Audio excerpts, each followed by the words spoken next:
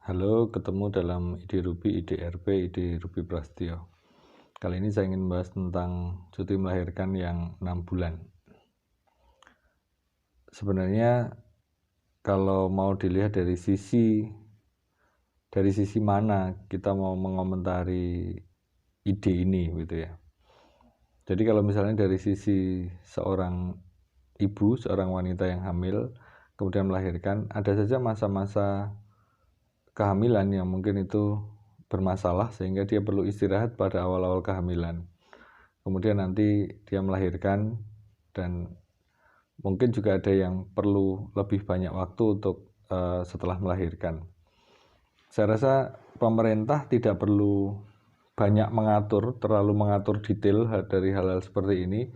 Lebih baik itu pemerintah membuat gambaran besarnya atau aturan secara besarnya saja, tapi kemudian untuk urusan detail-detailnya mungkin bisa diserahkan pada pihak-pihak yang memerlukan begitu ya. Jadi misalnya ini tuh mau mengatur untuk siapa sih? Cuti itu diberikan mestinya untuk karyawan, pekerja atau pegawai gitu ya. Nah, kalau bagi saya yang lebih penting dijalankannya kan, bukan aturannya seperti apa, tapi dijalankannya seperti apa, bagaimana. Jadi kalau misalnya yang aturan seperti sekarang ini sudah berjalan itu sudah baik.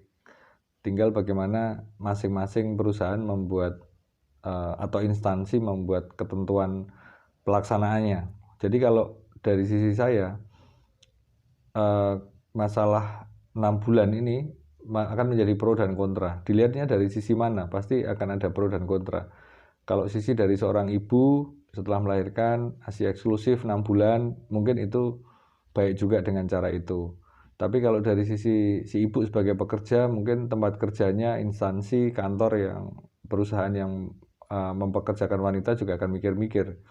Bagaimana ini kalau seorang wanita kemudian hamil dan melahirkan cutinya begitu panjang?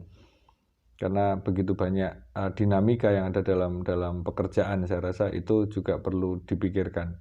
Jadi menurut saya begini, mestinya pemerintah itu buat aja ketentuan besar, udah cuti seperti sekarang 120 hari gitu ya, itu sudah 90 hari ya, artinya 3 bulan, udah itu cukup. Tergantung nanti itu misalnya dibuat minimal gitu ya, tergantung nanti misalnya perusahaan itu akan mengaturnya seperti apa, kesepakatan juga dengan karyawannya si wanita ini, apakah nanti juga tergantung dengan tugas-tugasnya, karena tugas yang lebih strategis atau tugas teknis atau tugas operasional itu kan pasti berbeda-beda fungsinya. Kalau memang dia tugas-tugasnya itu strategis, mungkin juga bagaimana perusahaan menentukan itu, saya rasa itu sesuatu yang perlu diatur. Nah, juga misalnya jadi pejabat publik, misalnya jadi kepala daerah atau jadi kepala dinas gitu ya. Ini yang ngomong pegawai negeri atau ASN atau pejabat publik itu, bagaimana kalau nanti misalnya dia cuti terlalu panjang gitu. Kalau misalnya katakan bupati gitu aja kemudian melahirkan terus cutinya 6 bulan, ya itu bagus sih, wakil bupatinya ada, mungkin bisa juga menunjukkan performanya malah begitu ya. Tapi apakah memang perlu 6 bulan ataukah cukup 3 bulan atau cukup sesuai dengan kesepakatannya? Karena seperti ada kita lihat misalnya di awal kehamilan misalnya ada yang sudah bermasalah terus kemudian itu diberikan cuti atau diberikan libur panjang, itu bagaimana pengaturannya? Apakah itu termasuk yang cuti melahirkan tadi sudah diambil di depan atau bagaimana? Kan menurut saya itu biarkan aja, itu menjadi urusan ranah perusahaan, institusi, instansi tempat bekerjanya. Karena menurut saya berbeda-beda setiap kondisi. Jadi jangan sampai aturan ini malah justru jadi blunder pemerintah atau DPR sehingga menjadikan gaduh gitu ya. Bagaimana pengusaha mungkin sudah mulai gelisah karena gimana nanti akan cuti yang begitu panjang. Terus juga mungkin juga pekerja, kalau nanti dia cuti panjang itu apakah posisinya tetap bisa seperti saat dia mulai cuti atau bagaimana? Nah itu akan menjadi kegaduhan. Dan kalau kita mundur jauh ke belakang gitu ya, kalau saya seringkali tidak mau membedakan pria dan wanita gitu kan, karena sebenarnya ada emansipasi ya.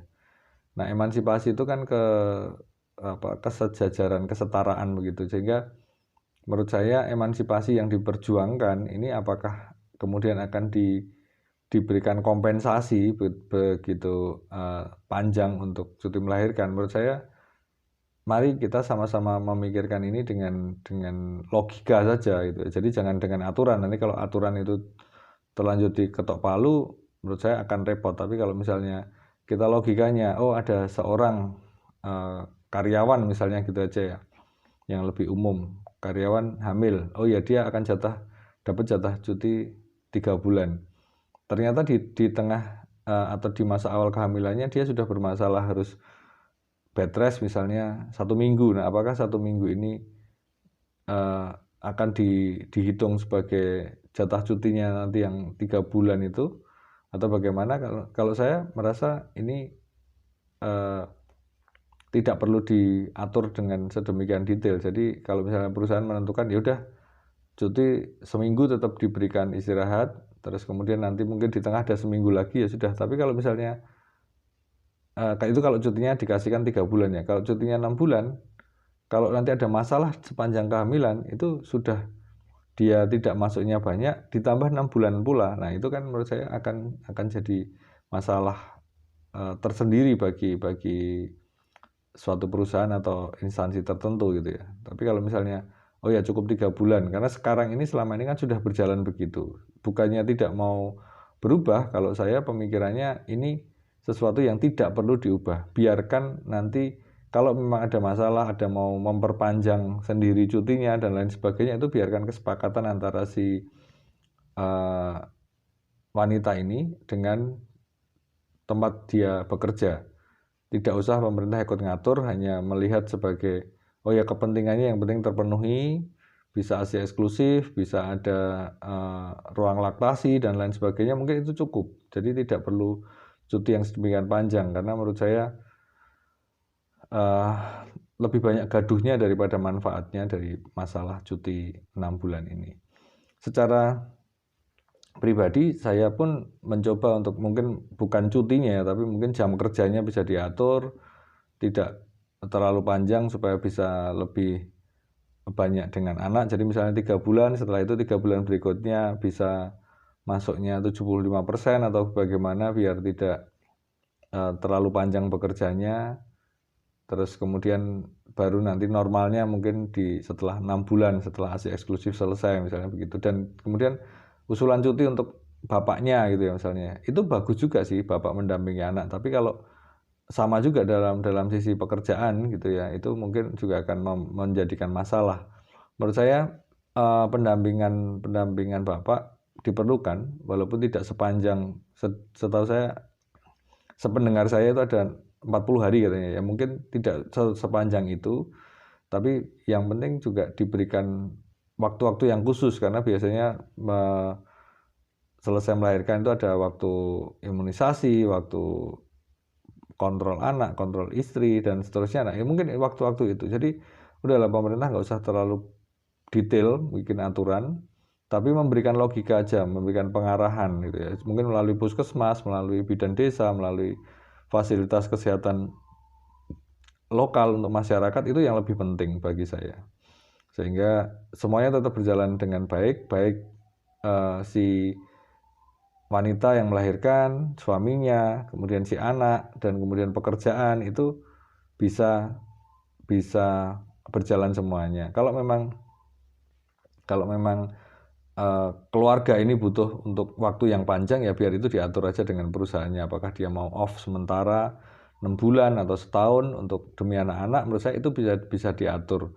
Tapi biarkan itu diatur oleh lokalan aja, oleh perusahaan atau instansinya. Pemerintah nggak usah ikut-ikut. Itu pemerintah memikirkan hal lain yang lebih strategis, bagaimana sosialisasinya, bagaimana meningkatkan pendidikan sehingga logika masyarakat bisa lebih baik lagi untuk memikirkan ini semua. Saya rasa itu dari saya. Terima kasih. Ketemu lagi di IDRuby, IDRP, IDRuby Prasetyo.